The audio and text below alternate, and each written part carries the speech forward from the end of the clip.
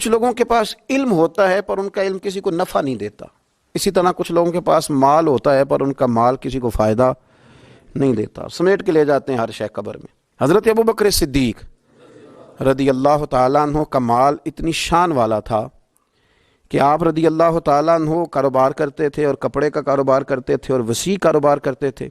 جس دن آپ نے اسلام قبول کیا آپ کے پاس 40,000 دینار تھے۔ 40,000 دینار بہت بڑے امیر آدمی کے پاس ہوتے تھے۔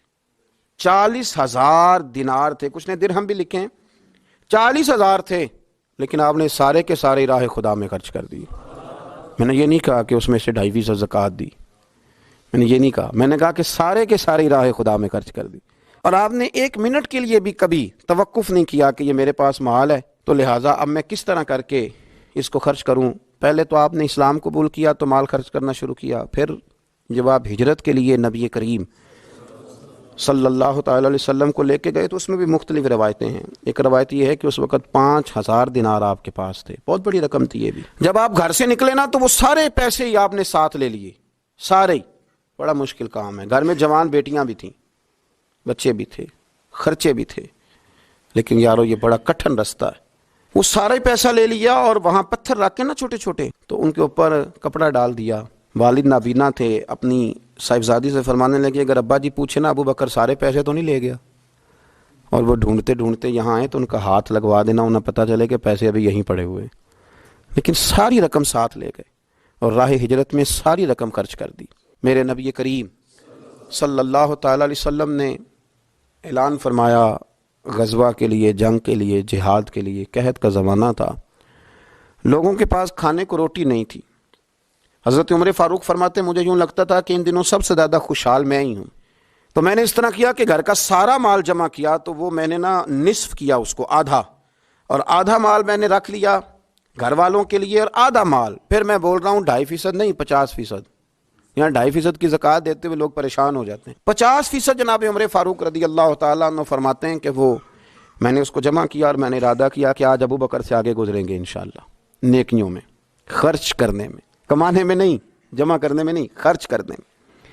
فرماتے ہیں جب وہ میں مال لے کے نبی کریم کی بارگاہ میں گیا تو میں بڑا مطمئن تھا کہ آج میں آگے گزر ہی جاؤں گا، لیکن جب میں نے نظر اٹھائی تو میرا رنگ بدل گیا، میرے پیچھے پیچھے ابو بکر صدیق بھی آئے، اور فرماتے ہیں میں نے اس مرد درویش کا رنگ بدلا ہوا دیکھا، سر کی ٹوپی بھی اتار لی، پیروں کے جوتے بھی اتار دیے، وجود کے کپڑے بھی اتار کے بوریے کا لباس پہن لیے، اور گھر سے سوئی دھاگا بھی اٹھا لائے۔ کہتے ہیں مال رکھا۔ حضور نے مجھ سے پوچھا عمر کیا لائے ہو؟ میں نے کہا حضور آدھا لے آیا ہوں، آدھا چھوڑ آیا ہوں۔ نبی کریم بڑے خوش ہوئے، مجھ سے پوچھا تھا کیا لائے ہو، بات پہ غور کرنا۔ اور ابو بکر صدیق سے پوچھا ابو بکر گھر میں کیا چھوڑ کے آئے ہو؟ مجھ سے پوچھا کیا لائے ہو، ابو بکر سے پوچھا ماں اب کئی تھا، کیا چھوڑ کے آئے ہو؟ جناب صدیق اکبر نے نظر جھکائی، قربان جاؤں جواب پہ بھی، یہ نہیں کہا حضور کچھ نہیں چھوڑ کے، یار یہ بھی تو بندہ کہ سونے سارے لے آیا ہوں، کیوں چھوڑنا تھا، آپ نے حکم کیا تھا چھوڑ، یہ نہیں کہا کہ یا رسول اللہ میں سارا لے آؤں۔ کیا جواب دیا؟ ماں اب کئی لہم اللہ و رسولہ، یا رسول اللہ صلی اللہ علیہ وسلم آپ نے پوچھا کیا چھوڑ کے آئے ہوں؟ میں گھر میں اللہ چھوڑ آیا ہوں، اللہ کا نبی چھوڑ آیا ہوں، میرا کو گھر خالی ہے، وہاں اللہ کا ذکر ہوتا ہے، وہاں رسول اللہ کی نعت ہوتی ہے، حضور گھر میں اللہ رسول کا نام چھوڑ کے بھرا ہوا گھر چھوڑ کے آیا ہوں۔ پھر قربان جاؤں میرے نبی کریم پر بھی، حضور سید عالم علیہ السلام نے فرمایا یہ تیرے پیچھے جبریل کھڑے ہیں اور وہ بھی ٹاٹ کا لباس پہن کے آئے ہیں۔ میں نے ان سے پوچھا ہے جبریل آج ٹاٹ کا لباس کیوں پہنا ہے؟ تو عرض کی یا رسول اللہ آج نا ابو بکر صدیق نے ٹاٹ کا لباس پہنا ہے تو رب کو اتنا پسند آیا ہے کہ اس نے کہا فرشتوں نوری کپڑے اتارو سارے، یہ روپ دھارو نا جو میرے یار کے یار نے دھارا ہے، یہ والا تینوں لب دیں آپ گواچے، سانو اپنی خبر نہ کوئی، ساتھوں پارے نہیں ککھ گلیاں، سانو تے آخ دے لوگ شدائی، ہاں سانو آخ دے لوگ شدائی، کیونکہ اسا ننگ نموس دا ساڑ کے چولا، گل پہنے ہیں تاج گدائی، سجنا اپنا آپ گوایا ہے تاں یار نے چاہتی پائی، سارا ہی رکھ دیا سارا ہی۔ اور ایک جملہ امام سیوطی نے لکھا ہے جس پر وجد کرنے کو دل کرتا ہے، میں صحیح کہہ رہا ہوں، وجد کرنے کو دل کرتا ہے۔ امام سیوطی فرماتے ہیں کہ نبی پاک صلی اللہ تعالیٰ علیہ وآلہ وسلم نے کہا کہ ابو بکر میرا رب فرماتا ہے کہ تو سارا ہی لے آیا ہے اور ٹاٹ کا لباس تو نے پہن لیا ہے، تو رب فرماتا ہے کہ ابو بکر سے پوچھئے کہ ابو بکر اس حال میں اپنے رب سے راضی ہے کہ نہیں، اس حال میں راضی ہے کہ نہیں؟ تو صدیق اکبر کی تو چیخ نکل گئی، عرض کی یا رسول اللہ میں کہاں اور میرا رب کہاں؟ میرا اللہ میری رضا پوچھتا ہے؟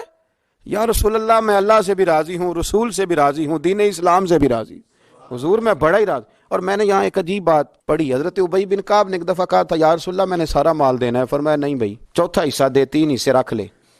حضرت ابو لبابہ نے بھی کہا تھا حضور سارا مال پیش کرنا ہے، فرمایا نہ، تیرے بچے پیچھے فاقہ مرے، میں نہیں سارا قبول کرتا، چاہے دین کے لیے، چوتھا حصہ دے۔ ان سے کہا سارا نہیں قبول کرنا، یہ سارا لائے تو ان کا قبول کر لیا۔ اور پھر لفظ ہیں بڑے خوبصورت حدیث پاک میں، نبی کریم علیہ السلام نے فرمایا، یہ ابن ماجہ کی روایت ہے، فرمایا مجھے کسی کے مال نے اتنا نفع نہیں دیا، کسے باشد، اللہ اکبر، فرمایا کسی کے مال نے اتنا نفع نہیں دیا جتنا ابو بکر صدیق کے مال نے نفع دیا۔